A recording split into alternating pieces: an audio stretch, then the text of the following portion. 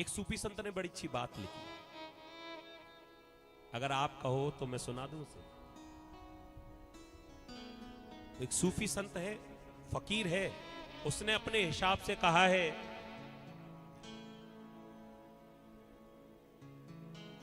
ये जो मैं है, ये जो अहंकार है, ये दुनिया में कैसे काम करता है।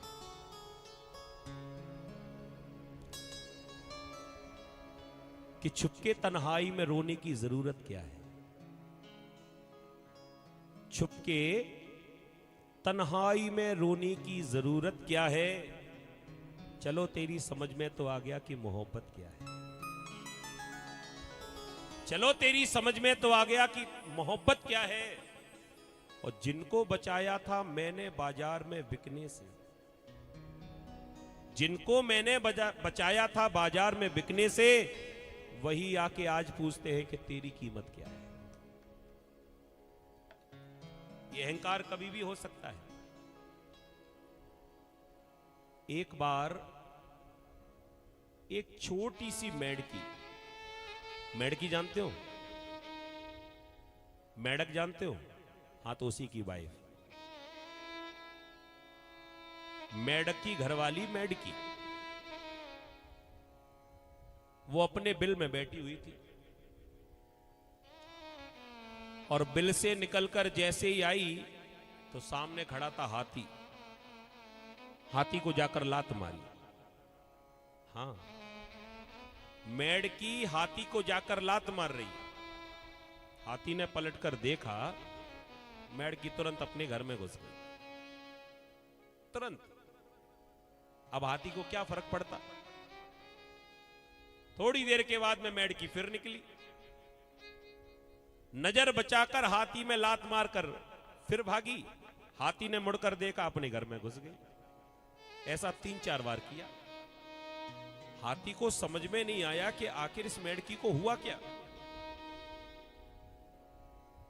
एक बार फिर निकली, हाथी को लगा कि जरूर कुछ ना कुछ गड़बड़ तो है, जरा चेक किया जाए आज इसे इस अभिमान किस बात का है।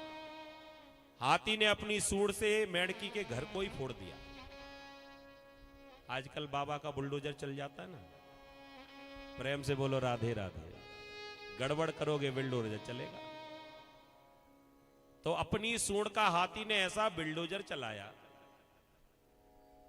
तब भीतर जाकर देखा वो जो मेढकी थी ना, वो एक चवन्नी के ऊपर बैठी थी।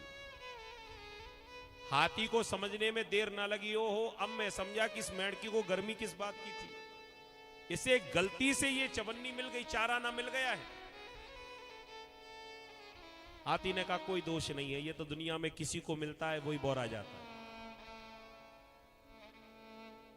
अभिमान, किसी को अपने धन का अभिमान, किसी को अपने रूप का अभिमान, किसी को अपने पद का अभिमान,